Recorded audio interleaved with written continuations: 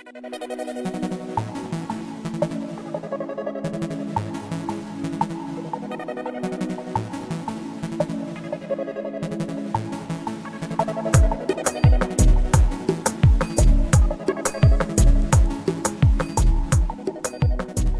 salut, bienvenue dans cette vidéo.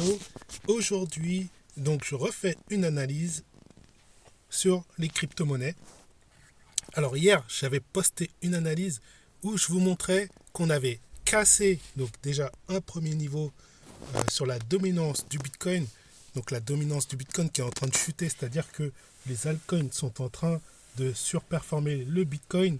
Donc ceci, je vous avais montré que c'était vraiment parti à partir du moment où on avait cassé donc ce premier rectangle que j'ai entouré en jaune, le premier en haut, et donc on l'avait cassé le 17 janvier. Donc c'est vraiment là qu'on a eu donc le départ de la alt season ou de cette mini alt season.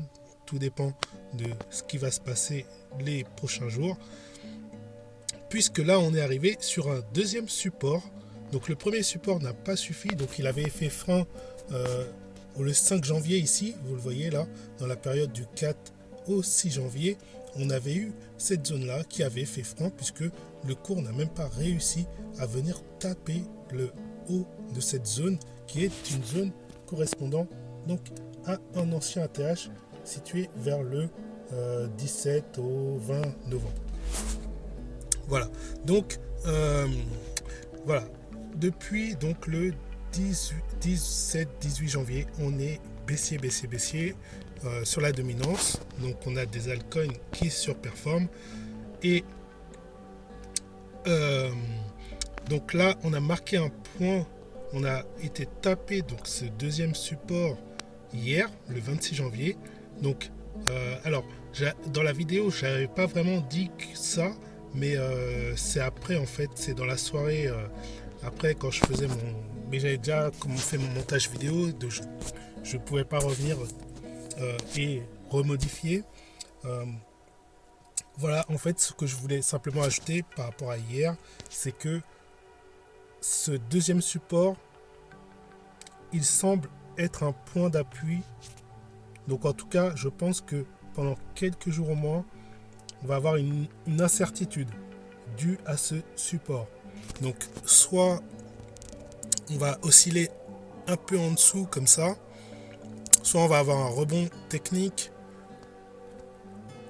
Par contre, il faudra surveiller à voir si on remonte tout en haut, on peut avoir un effet ping-pong, c'est-à-dire on peut remonter tout en haut sur le support haut, l'ancien support haut, donc des 67%, puis après redescendre, et on peut faire du ping-pong comme ça, ou on peut avoir un petit mouvement de reprise, revenir tester donc ce support des 62% et le casser. Ça, je pense que c'est les deux scénarios les plus probables.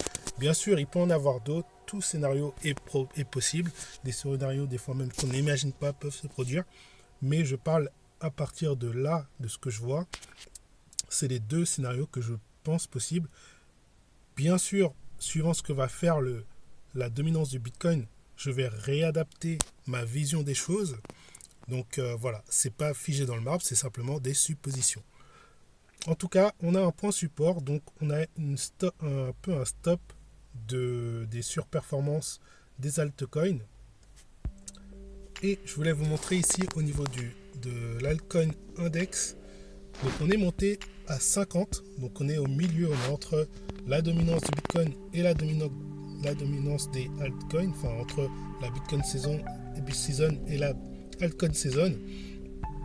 Ce qui, alors, étant donné qu'on part du bas, étant donné qu'on part d'une Bitcoin season, la probabilité qu'on aille vers une altcoin season est plus forte que la probabilité qu'on redescende sur une altcoin season.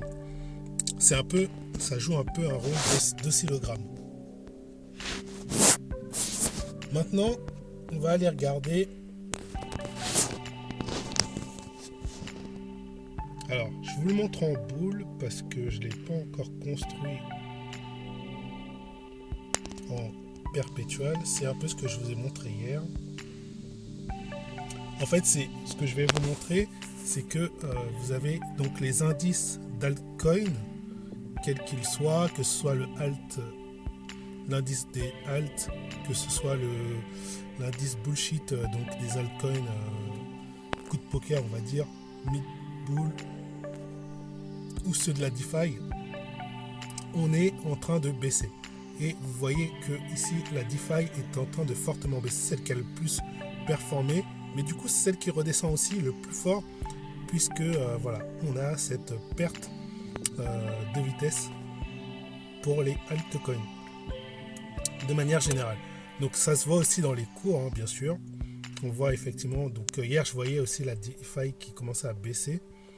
Donc voilà, donc elles sont toutes en train de baisser. Elles sont pourtant, enfin, elles restent supérieures par rapport à tout ce qu'elles ont fait comme chemin précédemment. Elles restent supérieures au Bitcoin en termes de performance si on le prend depuis plus d'une semaine. Mais attention, ça peut très bien devenir l'inverse bientôt. On va voir, on verra. En tout cas, pour l'instant, ça se voit, il y a comme un frein sur ce côté de marché. Alors, on va regarder un peu le BTC. Et après, voilà, si ça veut bien s'afficher. Donc là encore, je suis dans ma voiture. Du coup, bon, j'ai un réseau qui est un petit peu faible, hein, par contre.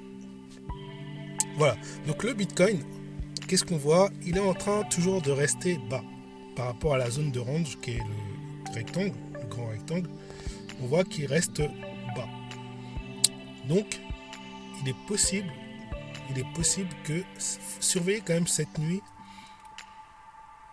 Pourquoi? Parce que la nuit, en session asiatique, c'est là qu'on a souvent les forts mouvements de baisse. Donc surveiller cette nuit, il est possible, enfin je dis pas que c'est sûr, j'en sais rien, enfin tout est possible, mais surveiller quand même la nuit un peu ce qui va se passer, ou en tout cas les débuts de nuit, parce qu'il peut y avoir en fait une cassure de ce rectangle. Si on a une cassure de ce rectangle, je pense qu'elle sera assez forte et on pourra avoir un signal qui se dégrade. Et là, dans ce cas-là, on pourrait sur le Bitcoin aller chercher donc le rectangle support en dessous là des 27 000. Donc le rectangle des 27 000, on pourrait aller le chercher. Enfin oui, déjà dans un premier temps. Et après, on aurait le support ici tout petit des 24 000. Donc voilà, donc je pense que c'est les deux prochaines zones possibles pour le Bitcoin. Si on casse ce range, voilà, donc il faudrait vraiment casser. Alors bon, j'ai été un peu sur mon rectangle, vraiment en fait, je vais essayer d'étendre le rectangle pour avoir une zone plus... Bon, je crois que je vais pas y arriver sur la tablette. Ça y est. Voilà, une zone plus juste, ce serait celle-là. Donc en fait, on casserait les 28 000. Et si on casse les 28 000, on va en direction donc, de ce que je vous ai dit. Donc c'était des 24 000, je crois.